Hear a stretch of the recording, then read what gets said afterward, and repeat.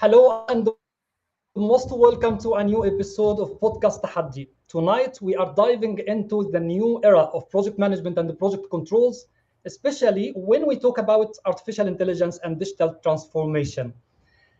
Let's agree at the beginning that that the project management landscape is shifting faster than ever. Therefore, sticking to the traditional ways of managing and not embracing the new digital tools, AI and data analytics, will put us in trouble actually managing our project and our initiatives. If we don't adapt very quickly, we will risk at lifting behind in an industry demands speed, accuracy, and as well also real-time insights. And with our esteemed guest today, we are going to explore how to step confidently into this new era. Keep listening and don't go anywhere.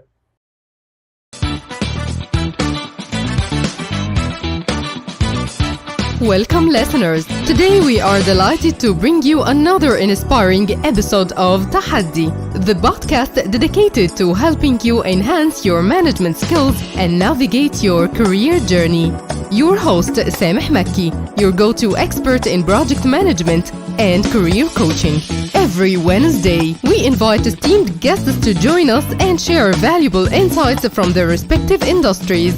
They will provide unique perspectives and practical advice, leaving us all with a nugget of wisdom to apply in our personal and professional lives. Newcomers to our show, don't forget to hit the subscribe button to ensure you stay updated with every new release.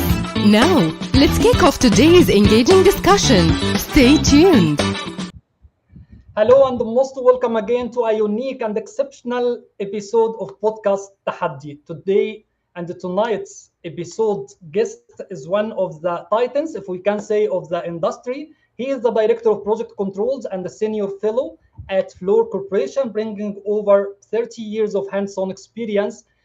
Actually, when I have thought in that, I would tell myself that maybe he was managing major project and mastering systems while we didn't start our career yet. A true tech lover and the problem solver, he has spent decades making a project processes smoother across Europe and the US. Please join me in welcoming a real titan of the industry, Jan William. Jan, how are you doing? I am doing great, and I feel so honored to be called a titan. It is just because of longevity. It is like if you keep around long enough, then you must be a titan. Otherwise, you must have died along the way. Yeah, indeed. Thank you so much for joining us today. Really, I'm so happy actually to have you today discussing this important and the critical aspects of the new era and the new technology actually coming to the field of project management and the project controls. Yeah, and that is indeed going to be a very interesting one because the world is changing, and we see that even more rapidly. It's a sort of an asymptotic curve. It goes faster and faster every day, every year, compared to what it was when I started, now close to 40 years ago, when at that moment in time, schedules were still on paper with paper tapes, and the progress report was typed by the admin on an electric typewriter. That's the moment that I rolled in as a very junior, and it was also the advent of computers. And the people that I worked with, they forgot more about project controls than I ever learned, but they hated computers. So guess what? Junior had to go on computer classes. And Junior started to work with the first release of Open Plan, the old Primavera for DOS in ugly blue and yellow screens, and gradually moving into project controls, learning from the real masters while I was typing away at my keyboard, so to speak. Yeah. That is awesome. I'm sure that we will go through the journey from the beginning until we are now here in 2026, actually, with all of this modernization and satisfaction in the project management. Let me say thank you firstly to everyone joined us up to the moment. Everyone is going to join us during the episode, and anyone who doesn't have time right now and will see our episode after streaming on all of the platform, Facebook, YouTube, and our accounts on LinkedIn.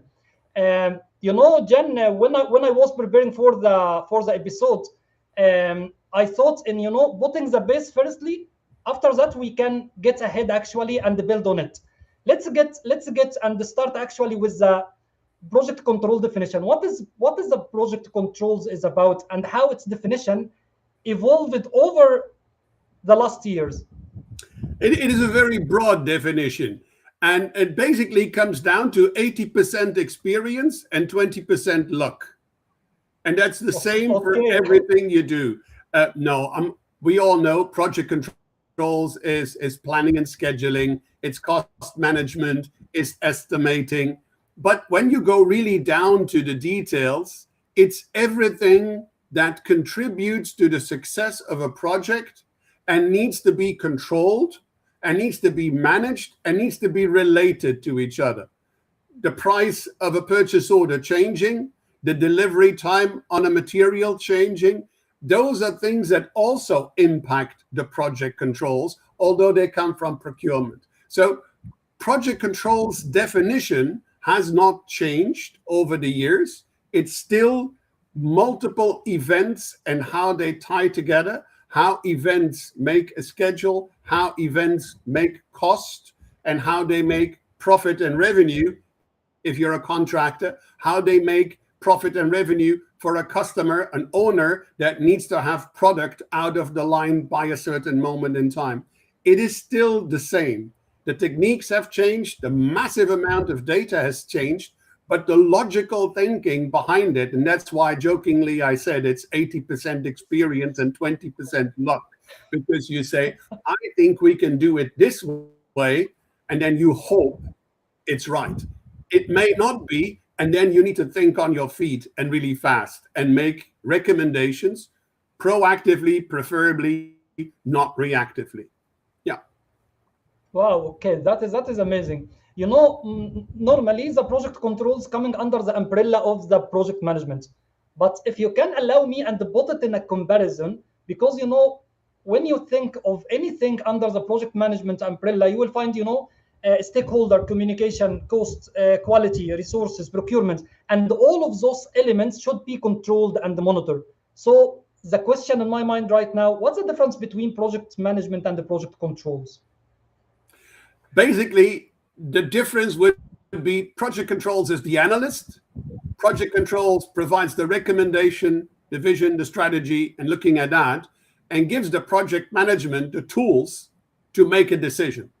Because the project manager keeps the big picture and needs to have the line set out. Project manager needs to manage not just the project, but also the client and the externals and the permits and all the things around. And they need to make decisions. Project controls make sure that the project management function comes to that table well armed with the right information, with the right cases, alternatives, scenarios, so that when the project manager goes into a meeting, they know exactly in what direction they can make their decision. It's still up to them to make a decision, but thanks to good analysis, you know where your leeway is. What can I do? Can I make a decision to let this contract to start early, maybe cost some more money, save more in the end? What if the permit doesn't come in time? What do I need to do? What is the impact? That is up to project controls to provide the information. And it's been like that since day and age. That is great. What I understood right now from you that the project control professionals are the main helping tools for the project managers so they can manage the project properly. Yeah. That is very, and not only that, we're also the main analysts that bring together the dispersed function. If you talk to an engineer, they talk about, I need to deliver quality engineering, that's my job. But they sometimes not always realize that what they do drives procurement, and procurement drives construction, and construction drives commissioning, and it's all tied together. And it's basically up to project controls to keep basically, we write the sheet music, the project manager is the conductor. That's basically it. Okay, yes, that is awesome. Like now, you told at the beginning that you were working with, pen and paper and typing the reports and submitting this and presenting to the client and so on. But now actually we have an era, maybe started from 10 or 15 years ago, or maybe earlier than that, regarding the digital transformation for the project. What does it mean actually for the project control and the project control professionals? How it affected the environment they work in? In the beginning, it was disastrous because it turned very good project controls people in very bad computer people. And we did an investigation within our company, and we saw that every time we have a major implementation of a large software system like an ERP, we saw a dip in productivity. Not because the systems were so hard, no, because people now spend 80% of their time collecting data in spreadsheets, in databases. I am collecting data. What are you doing with it? I don't know. I'm collecting data. I'm hoarding data. And that was a problem because now you have people sitting on data, not knowing what to do with it, not realizing what to do with it, and it basically slows down everything. So we had to get out of that dip and start looking at, and that's where the digital transformation comes in, when it's no longer just collecting bits and bytes, but collecting information.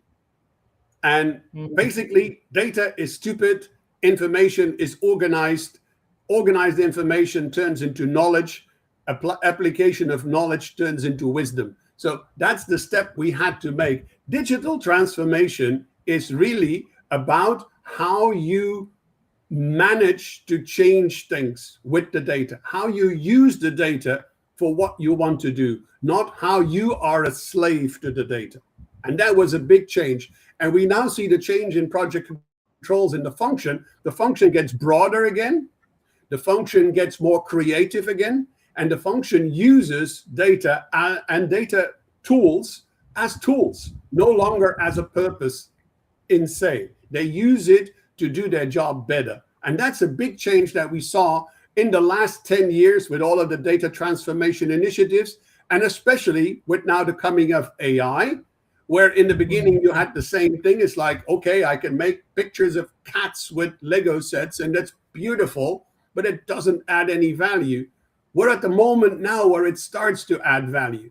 But the digital transformation was required to provide enough data to those new tools in a structured way so that we can use it. And that's the biggest change. Project controls has not changed. The tools have changed, the landscape has changed, but in fact, the basics are still the same. Same, it's okay. I know that you are working with companies, organization, and the clients around the world. How do you see the maturity level up to the moment? Up to which level we reach using the tools which we have nowadays? It is, again, also changing. McKinsey did a study and said, that was about 3-4 years ago, 80% of all data transformation initiatives fail. And the 20% that didn't fail, failed at least once. And we failed too. Like all the big ones that succeeded, you have to fail because you take the wrong assumptions. So then we have data is the new gold. That was the new thing. Oh, you're sitting on an amount of data. And then came AI, and now data is food. It is no longer gold. It is food for AI. And my data is my data. And your data, I cannot have your data. You cannot have my data. But if you're a client, you want my data so that you can put it in. And that's where a new landscape, a new ecosystem is developing. Those people, those companies that are at the forefront of data transformation, they understand. They understand what they can do with data. And especially the people that really understand, they understand data maturity. And they understand the fact that data can be immature, and you can make decisions on it as long as you know it's immature. If you Okay. get an estimate MTO in the beginning, very immature, but you can make decisions to pre-buy your equipment and to pre-buy your bulks. You're not going to do this as, oh, this is my construction level, but you can make decisions on it. Don't treat it like final. Wait until it's IFC before you treat it final, but don't wait until it's IFC before you do anything with it. And that's the new thing we need to deal with in the massive amount of data. When can we use what for what purpose, and when does it make sense? And that's a very big change. Okay, you mentioned many times actually while you were talking right now regarding data management and data maturity and Yeah. how people handle and deal with data. Do you see that we need more training and awareness and culture of data management maturity? Yes, yes. If you see what the World Economic Forum in their job report last year, 2025, said companies were still looking for analytical skills and everything else. You go 5 years in the future, you need to understand your data, understand your AI, understand your models, and you have to be creative. Creative thinking becomes the number one point that people need in the future. And that's a given. We need to understand the data, and we need to understand what we can do with it, and especially what not.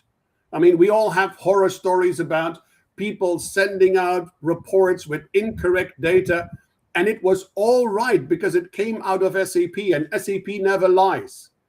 But the Yes, I report see. was just wrong because they didn't know what they were printing. So this happened all the time. It is even more now with the massive amount of data that we have.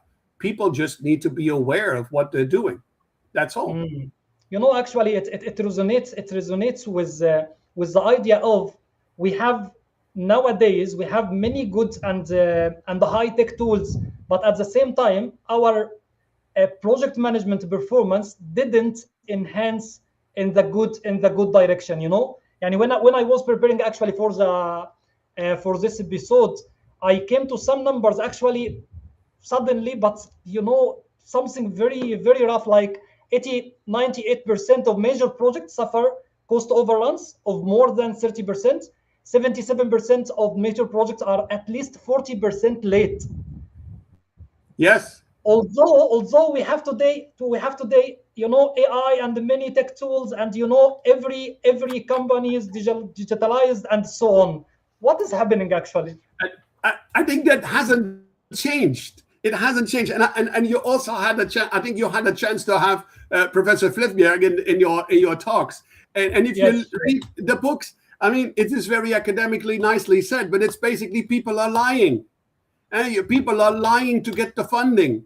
They need to undercut the budget and the schedule so that their board approves it or the bank approves it. And then they're going to go to the contractor, and the contractor is going to undercut the bid to win it. So now you'll have two undercuts. And then everybody is still sure that the world is going to go completely different. Water will flow uphill and the sun will shine at night. That is what it happens. That's what every project manager thinks. Even though project controls can say, sorry, it's not going to happen. Shut up. I believe what I'm doing. And in the end, it will be 30% late. It will be 30% over budget. But if you take it to the original estimate, without all the cuts, you level out fairly well. And that is something that basically is human nature. That's a sad part. And we cannot, unless we change the mindset of people and be honest and open with each other at all times, it's not gonna change. Because you are right. These overruns have been there, but they have been there. I still remember my first project where I had to prepare slides for a BP manager to go to the board in London to explain he needed more money because the plant exploded and we had to rebuild it. And he said, I now have to prove that corrosion under the lagging and the insulation is caused by an explosion. That's not a good thing, but I have to do it because I have to get the money. So he went lying in front of the board to get money to do the things he had to do, instead of just go there and go like, hey, thing fell Yes, off. And now I we know, totally, because that's not what the board wants to hear. And those are the things that we see even in the past, and now they have not changed. What has changed is that we have better ways to predict these things.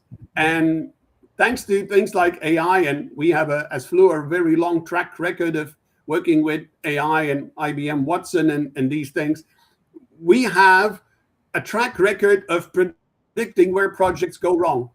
And the major projects, we track that on, and we can tell these people in advance, you're going to go in a certain danger zone. Now is the time to take action. And that stops that optimism bias. That stops the, oh, we will finish in time. No problem. We will catch up.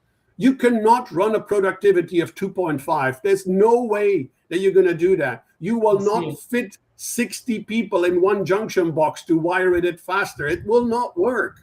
So in the end, get reasonable from the beginning. And when you still have time to make corrections, make those corrections and contain the damage. That's basically what we're doing now. I totally agree, actually. Jan, I'm working right now in the construction and contracting field. And I see that sometimes, from the harsh competition available in the marketplace, the companies are going and bid with profit maybe sometimes 5% and sometimes less, actually, depending and relying on they are going to make cost reduction. They are going to have, saving from supplier and the vendors they deal with. And at the same time, also, they depend on the variation orders they are going to submit during the project. They are not satisfied with the plan. It's employed and supposed by the client and by the stakeholder. Yeah, and that is also not new, because I have been on job sites where the first person in the construction contractor's trailer was the client's lawyer, not the construction manager, not the technical person. The guy that read the contract and said, every time you do something wrong, change order. Because they knew they cut 20% off and they already had a way to make 30% more. And that is, you're just, by doing this system, you're just prolonging that same problem.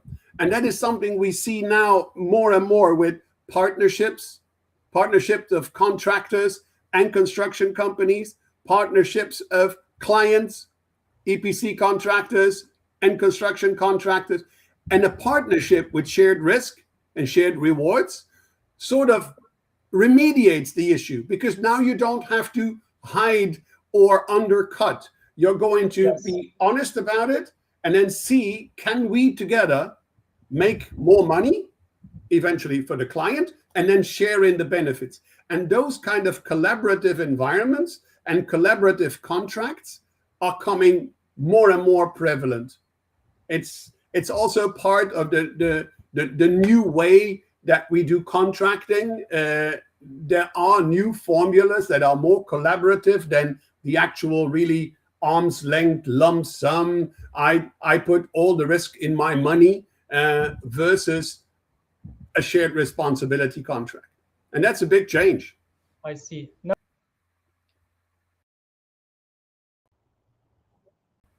Yes. Sorry for that disconnection. Yes, actually, I went off screen and I go like, that's the end of the world. Yes. Yeah. Welcome back. It's okay. Now we have, we have two entities: the police, the police officer, the BMO, and the lawyer, actually, who is taking care of the contract and terms, which he is going to use actually during the project life cycle to benefit from its weaknesses, if we can say. Mm-hmm. I'd like to say thank you to everyone joined us up to the moment, Mr. Mamdouh Munir. Ahlan wa sahlan, most welcome, and thanks a lot for your time. Ms. Dina Hussein as well, thanks a lot. And we will take the question from time to time and discuss it with Jan today. Jan, in the marketplace right now, there is an expression called the project intelligence, Yeah. What is the difference actually between project intelligence and the normal and the traditional project control? Project intelligence is the food for project controls.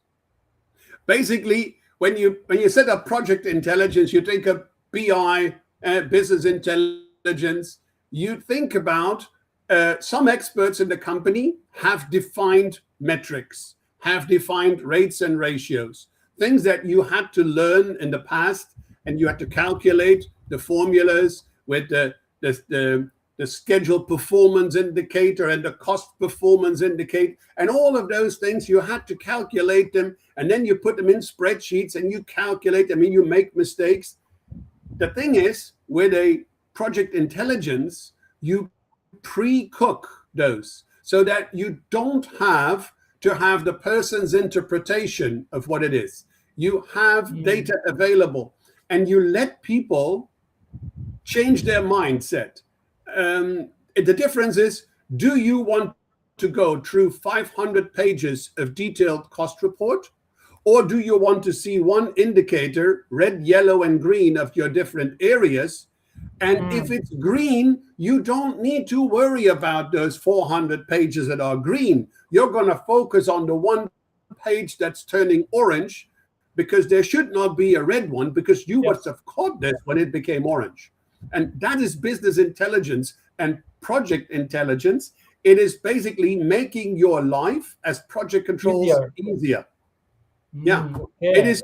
Awesome. It requires a lot of input, a lot of knowledge from your company or from a software provider, whatever, and they're going to charge you big time for it, because it's knowledge, it's business knowledge turned into dashboards, not just for the fancy pictures, but for the data that's behind it. And the fact that you can rely on a certain metric to be based on mathematics, experience, agreed industry-wide formulas, and it's what we're going to use. The same thing, I brought up data maturity before. What do you do with data, immature data? Can you bring it into a dashboard? Yes, but you flag it as immature. Deal. And that is for us a big tool.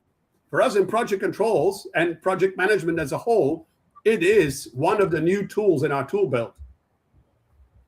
Amazing. You know, when you were illustrating right now, I feel that you are talking as well also about the integration.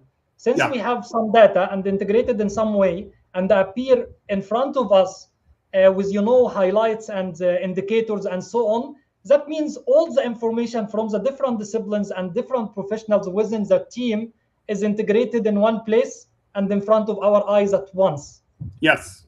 And that is also a challenge, because we went in the beginning, we said, we need to integrate the data. So therefore, everybody needs to go to the lowest common denominator, which was, of course, insane, because now we all know you do a staffing plan by person, you do progress by activity and group of deliverables. You're not doing staffing by deliverable. That would be insane.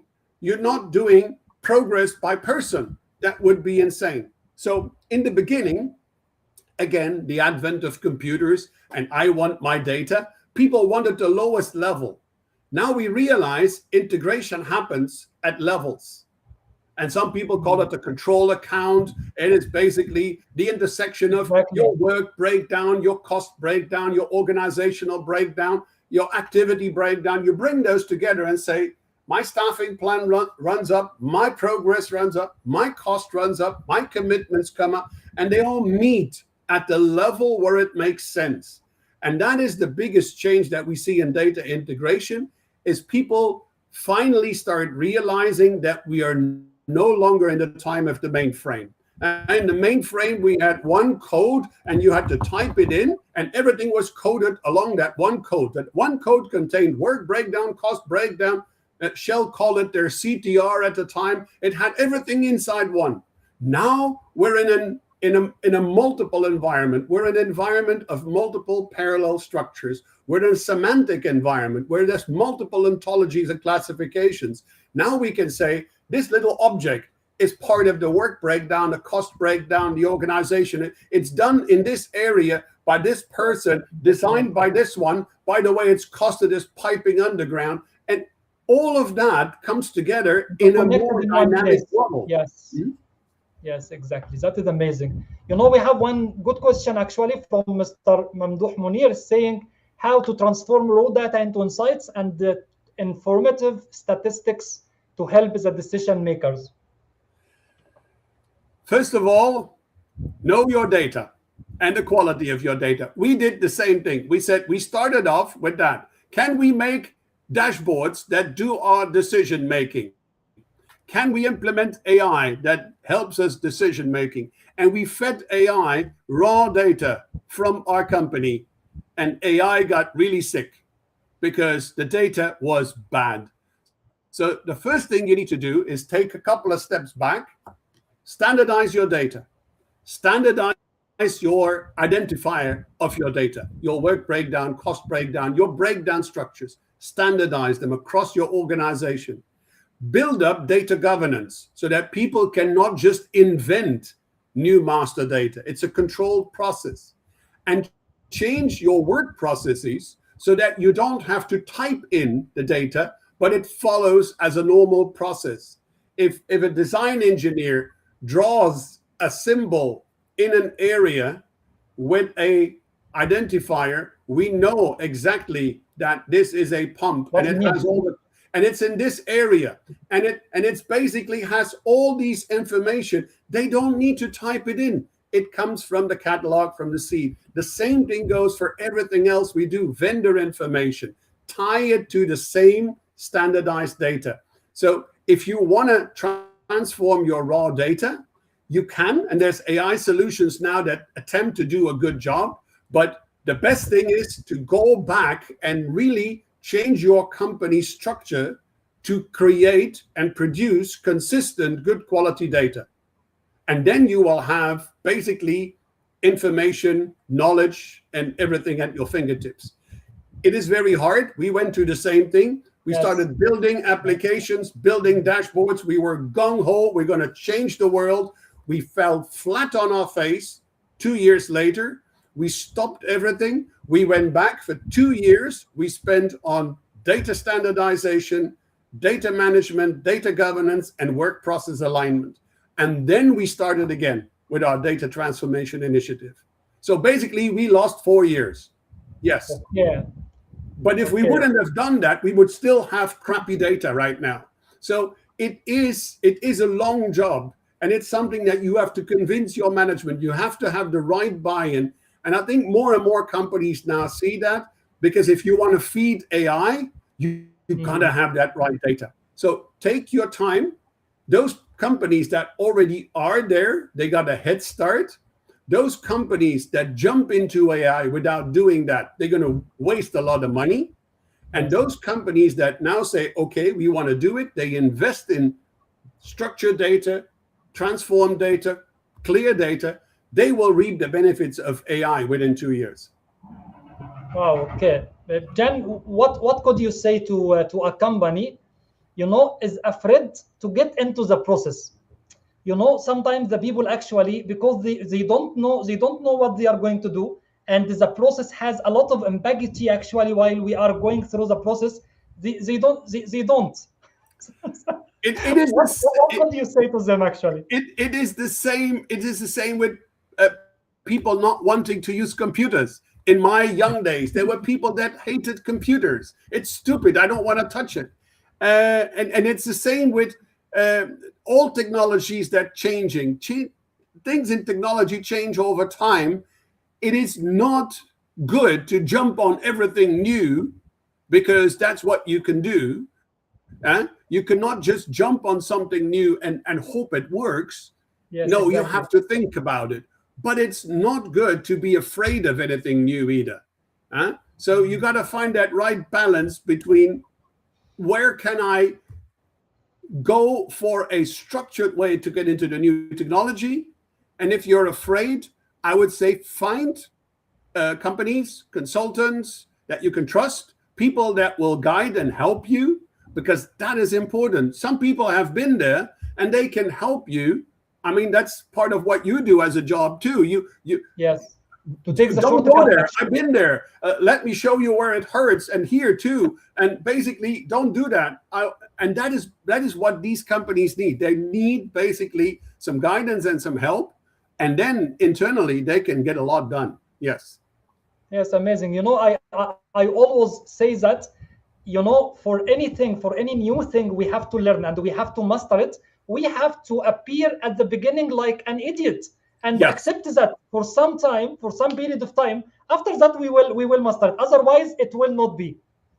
That's a typical sign of somebody that's very smart, because the smarter you get, the more you realize you don't know anything. And there's still a Yes. lot to learn. And that is basically even now more than ever, because learning goes so fast. You need to learn constantly. You cannot just sit back and say, in my days, it was so good. No, in your days, you've accumulated a lot of experience. That experience is worth gold, because AI does not have that experience. Those very seasoned professionals, people that have a long career, they have a wealth of knowledge. They have to transfer that to people that are savvy with the information technology. They have to work together. It's basically the master and the apprentice. But sometimes the apprentice can become the master, because the apprentice knows AI and the master knows the techniques. So sometimes the apprentice will teach the master how to use the new tools, while the master teaches the apprentice how the world works. And that is a very good Wow, dynamic. awesome, awesome, Yeah. amazing, Yeah. amazing, amazing. Thanks a lot to Mr. Ahmed Uger and Mr. or Dr. Murtada as well. Thank you so much for joining.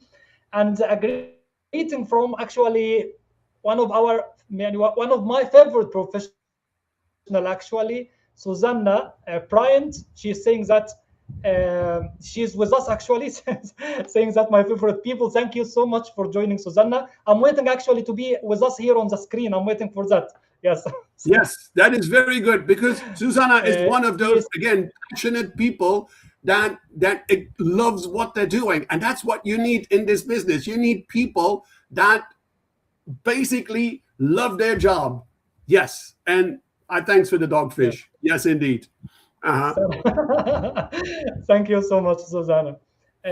Jen, when I'm talking to you, obviously, actually, I will realize that I'm talking to data management expert or data expert. How the journey at Fluor take you from the project control to the data integration as a peer actually on your profile and work and so on? Basically, because I'm lazy. I am extremely, extremely lazy. And I hire people in my team based on how lazy they are. Because lazy people, they will invent better processes to not having to do the stupid tasks. I quickly Okay, found out that if I can automate something that will take me 4 hours every day into something I only have to do by pushing a button, I have just gained 4 hours of my life. And sure. that's the kind of, that's how I rolled into computers, because, hey, you do project controls, it's a lot of data, it's a lot of mathematics, it's a lot of prediction, it's a lot of calculation. I'm not going to do that out of my head. My calculator is not getting stubby fingers at that. I am going to put this in computer models. I'm going to think about, can the data do that for me, instead of me doing it all the time? And the logical thing was, you start using your computers and your automation, and then you sit with smart people that dream about things in computers, and you learn data modeling, and you learn databases, and you learn all those new technologies, and you go like, I think I can use this to make my life easy, because I am lazy. I don't want to do stupid work. So let that machine do the stupid work, so I can have time to do interesting things, like learn new stuff and develop new things. And that is basically now even more than before, because in the beginning of my time, it was an IBM PC with D-based 3 plus, and that was the max of it. But right now, you have, every one of us has these unpaid interns that work 24/7. You don't have to feed them. They're called AI, and you can let AI go through massive amount of data. But you have to tell your little assistant exactly what to do. So you need to be smart enough to let these things work for you. Then you don't have to go through all those thousands of records. You need that AI to do that stuff for you. I will keep a watch out, let's see what it's doing. And basically, then you can spend your time on interesting stuff. So that's how I rolled into hating stupid stuff, being lazy, finding computers, data's kind of fun, into where I am right now. Very interesting, actually. Yeah. So, Mr. Ahmed is saying that how can C-level manage the resistance of seasoned managers to AI-based management tool, etc.? Yes, It's a major very challenge. important Yeah. point. And I think the moment that C-level management is on board, you already have a winner, because that's mostly the place where it goes wrong in a lot of companies, because you have a layer that wants to evolve. You have a middle layer that is afraid of evolving, and they go complaining up to the C-level. These guys are making my life miserable, and I know how to do my job. And if C-level then says, shut up, listen, then you're in a winning situation. Then you have buy-in from the top. So what you can do at the C-level is set the vision and the strategy. You don't have to impose anything. You have to basically say, we at the executive level of the company, we have understood where we're going to, and we have our trust in these people in our organization to help us get there. And then you will have seasoned managers that need to be convinced.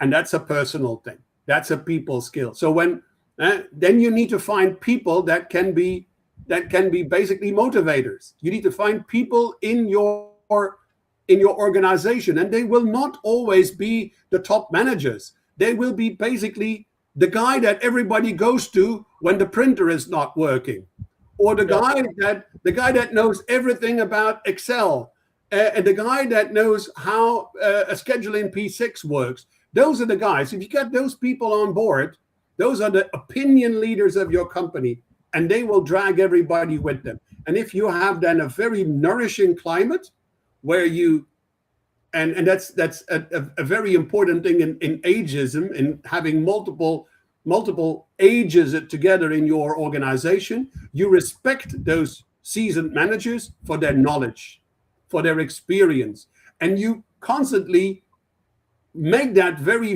very visible, and make sure that these people are rewarded and are recognized for their experience.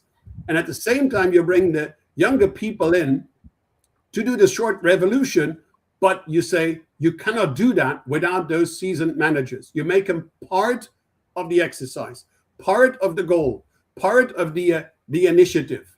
And that is very hard. It requires people skills and motivation. But if you can make that work, then you have that wealth of knowledge, those decades of knowledge combined with modern technology, and you're already steps ahead of your competition. Okay, awesome. I'm sure that you have over the long journey you have dealt with many types or all the types of personality actually. And in a question regarding if we encounter a situation like this and we find the resistant team members who cannot change, who are not adapting to the change which happens always right now and rapidly, especially over the last years. How can you deal with such situation? It's a very hard one, because some of these people have a very long history with the company and they're highly respected. But you have to make some very hard decisions and say, like, maybe you should not be part of this direction the company goes in. Maybe these people can still have a role within the company, do something else, but the people that you want on board, they should not be the blind followers. No, I mean, the best people I have ever worked with were the people that were grumpy. They didn't like what I said. They challenged me on every step of the way. And by challenging me, they made me better. And that's good. As long as it happens in a mutually respectful basis, that's no problem. The moment they become a sabotage element, then you have a problem, because then you cannot move forward. And then it's a very hard decision. But that's why I think in the future, not only creative thinkers, but also people skills are going to be important, because we have to deal with personalities, with history, with a lot of different people in projects and in the teams. So yes, it's going to be interesting, and it's going to go so fast nowadays. The curve is, like I said, asymptotic. It gets faster and faster. So the time to adapt is getting smaller and smaller, and that is sometimes hard for people. Yes.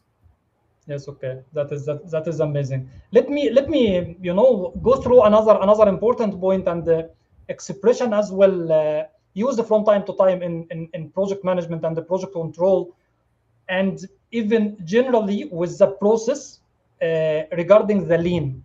Sometimes we have the digital tools, and alongside the lean concept, how it's interconnected and how lean can enhance and benefit as well also the digital tools we have. Lean is like so many other things. It has a lot of good things and a lot of basically poo-ha. Okay. It comes from a manufacturing world, and I'm also a certified Scrum Master, so I know what I'm talking about. Awesome. So I did that too, because I think it's important that you understand the good things. You take the good things of these, because lean works well when, as they say, you go to Gemba, you work on the actual workplace where you see somebody doing a handling of a part, and you're going to make that handling of the part more efficient. And that one bit of efficiency with other bits of efficiency makes an efficient chain. Fine. Now we're coming into a project model. A project model is not a production change. It's not a production chain. It is a chaotic model. It is basically close to quantum computing, because everybody goes all directions and nobody really knows where, and you have to find some order in it. Now, one thing you do learn from lean is you can take out what they call in Japanese the muda, the waste. The waste. Look at taking the waste out of your jobs. So that's a very good thing that we learned from lean, is if I am having data that I put in my spreadsheet, and then I send that spreadsheet to you, and you copied it to your database, and then your database goes to somebody who then, now we have muda. That's waste. You got waste. You got handover. Why not everybody sitting in the same environment and producing only their data? My data, my publication. Your data, your publication. We all, our data. That's how you take a lean approach to a data transformation initiative. Take out all the waste, have a very unique ownership of who owns the data, who can change the data, who can read the data, and that makes then a lean process towards everything that you do with that data. You take out the waste. And that is something that, from a lean perspective, I think we can all implement everywhere. Every company has these things. It's like, why do you do that? Because we always did so. That's not a good answer. Go back and change. Yeah. So lean can be helpful, but it's not that big change that's going to make it like it did in the manufacturing industry. And you can learn Japanese and be sophisticated, but it's not going to help you that much. No. You meant that, Jan, we have to benefit from the concept and the principle of lean, but apply it in a different approach actually while we are working in the project management and the project control. Looking at the plans, looking at the registers, looking at the different documents and the project, and start actually to remove whatever not needed. Yes. Take out the waste, unique ownership, identified ownership, identified maturity, identified status. That is basically where you can get a lot of benefit out. Yeah. Amazing. Many questions actually on the chat box. Miss Minnatullah Fuda, I hope to brief the question so we can take it. Susanna saying that curiosity, it's a skill that leads to innovation. Innovation is an attribute that makes us stand out. I totally believe in that. The curious people. One thought for future episode: what if we combine historical project data? Let's take this question of Minnatullah Fuda as well. Also, she is saying that one thought for a future episode: what if we combine historical project data with live project data and let AI identify patterns from previous projects to flag potential issues early? Yep. Yeah, that is what we have been doing at Fluor with IBM. Predictive analytics, basically looking at a project and saying history of many projects, and you normalize the data, you normalize the key data points and key performance indicators. You put in a new project, and the project says, we're going to end up there. And we say, no, because no project, when you are here, ever ended up there. They all ended up there. And then in the beginning, the project manager says, no, it's not true, because in my world, basically, the sun shines at night and the world turns the other way. But in the end, they see that that is not the case. And that gives you, indeed, by storing structured data, standard metrics, standard calculations, store it, massive amount of data, put it in a lake, put it in a warehouse, whatever you want. Put it somewhere that you can then do analytics on it, but do them at those high level. The curves, I was 60% in the project, and that's where all my projects were, at that band. If you are there, you're never going to get there.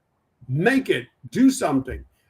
It really helps. It helped us preventing some of the major fails after we had some fails on projects, and we documented them, and then we realized what the drivers were. We benefited tremendously from that. So that is a very important thing. But it requires good data. Yes. It requires agreement across projects on what your key identifiers are, and it requires indeed storage of historical data. Yeah. I believe that it's the main benefit right now from AI, actually, instead of getting only to the old and historical data and check what happened. Now we have actually tools helping us to check what is going to happen, actually, so we can control and we can take decisions better. And it's basically what our current AI, our large language models, are good at. It's next word prediction. So they just gonna go basically run 1,000 simulations in the time of a heartbeat and plot a potential course. It is basically, they can do Monte Carlo analysis on the fly over 100,000 projects if need be. That is no problem.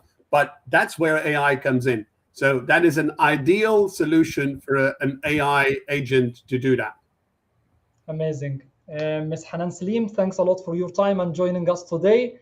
Jan, if we will, direct a message to the people working under the umbrella of project controls and start to talk a little bit about the essential skills and important skills they have to consider so they can thrive in their field. I would suggest everybody in project controls go get a job in the field. Go see construction, because that's where it all comes together. Build something, smell the things that happen, the concrete, the steel, the things we build. By understanding how things are built, you understand what all goes in it. You will not learn that just from an ivory tower in a big office complex, because it will not show you that. Go to the field, start there. Also, do many small projects.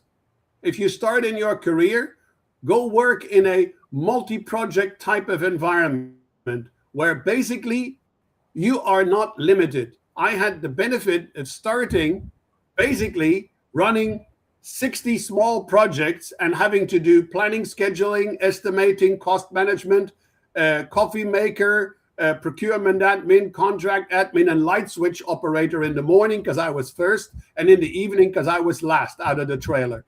That gives you a very broad experience. If you're just going to spend your first 5 years of career doing change orders for piping in area 5, you're not going to learn that much. It's not going to benefit you. So broaden your expertise. Go and talk to people, talk to engineers, to process people, to construction managers, to project managers. Learn. Everybody is, and that's something I learned, everybody is proud of their job. And everybody wants to tell you about their job. They want to show you what they're doing. They want to show you how their job works. Learn from it, assume, assimilate, get stuff. So that I think is important. Young people, there is still a lot of career in project controls. Have a very good broad background. Doesn't need to be in construction management or anything else. Could be anything. But make sure that you're open to learning and have a creative mind. Go play music, go write, go do whatever. Have a creative mind, because you will be challenged by AI, by everything else. And if you're smarter than AI, not in processing power, because you never beat processing power, but you will be able to color outside of the lines of AI. And that will be your winning ticket as project controls. Wow, awesome. Jan, if you are about to start working right now with a big organization, working maybe in engineering, contracting or construction, and they are big organization, how you are going to go regarding, the process to keep the culture of data-driven for decision making? If you start in a company, check to see that the company is doing that. Or at least make yourself available as, hey, if you need somebody, I'm the one who wants to volunteer. Volunteer for things. In my career in Fluor, I have had the pleasure of not knowing what I would do 3 years from now. And it always was interesting. It's a good thing, actually. It's a good thing, because something comes along your way. Yes, you are totally right, actually. It's challenging. I want that. I want that. That's cool. Get beyond that. I want to do that. Basically, I have not yet found out what I want to do when I grow up. And I hope I never find out what I want to do when I grow up, because there's so many things to do. So when you come into an organization, make yourself available, make yourself a friendly player that wants to join the things that are interesting. Things will come your way, guaranteed. Because we just had a question from the C-suite onwards. What is the C-suite looking for? They're looking for that kind of people. They're looking for that kind of people that will propel their corporation towards their vision, because the C-suite sets the vision, and we need people to execute that vision, to drive that vision. And that's where you need, and young people, seasoned people, all together at a big mix. They just need to be open to working together and learn. If you can do that, if you're passionate about what you do, you will get places. Don't go work somewhere for money. It's not going to be worth it. Don't go work somewhere because you don't have to do anything. No, then you can just go retire and basically grow fruit or something. Go somewhere where you can be passionate about your work. That's the main important thing.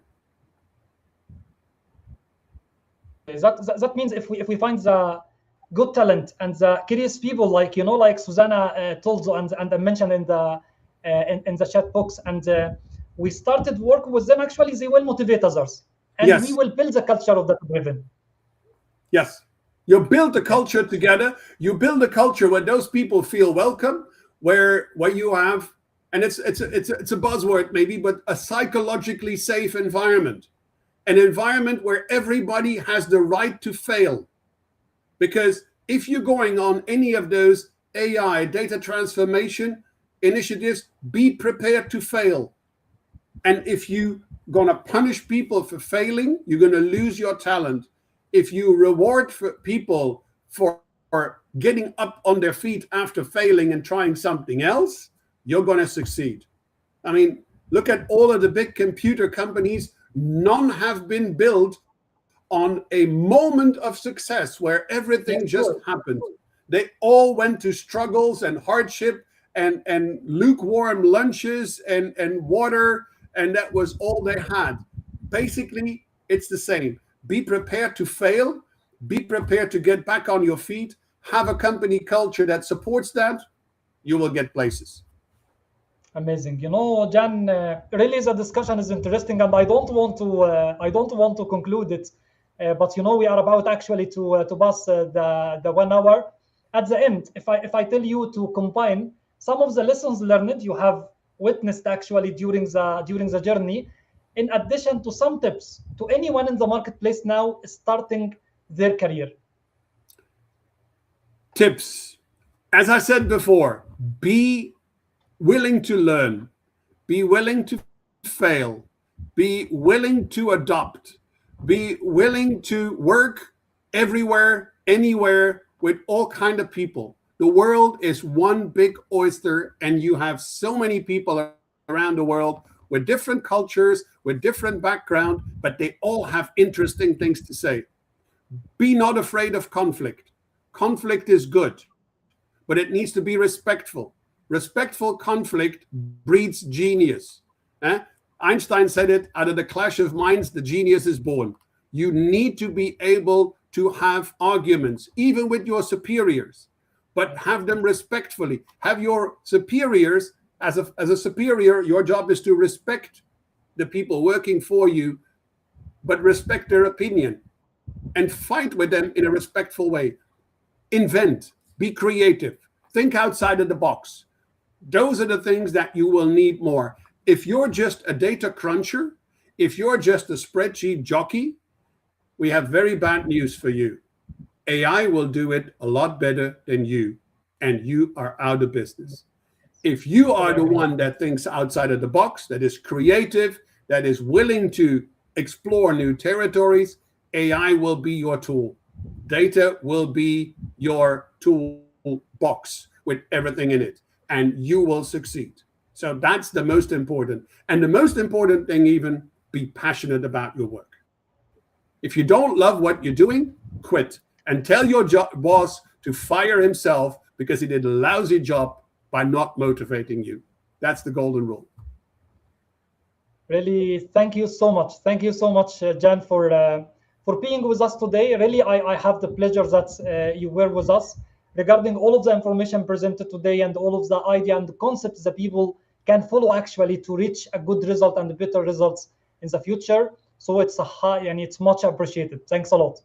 Thank you very much, Sami, and thanks for the audience. And if you ever need any information, you know to find Sami, you know to find me. We're both on LinkedIn, so no worries. Yes, for sure. Okay. Thank you very much. Thanks a lot, guys. I would like to say thank you to everyone joined us today, and be with us actually until this moment. At the same time next week on Wednesday at 9 p.m. Saudi time, we will have an interesting episode with Ines Ghazal talking about something very interesting to all the people in the marketplace regarding the personal branding, how to turn your value into unforgettable identity. Be with us and stay tuned, and see you inshallah on coming Wednesday. Assalamu alaikum wa rahmatullahi wa barakatuh. Bye bye. Bye bye.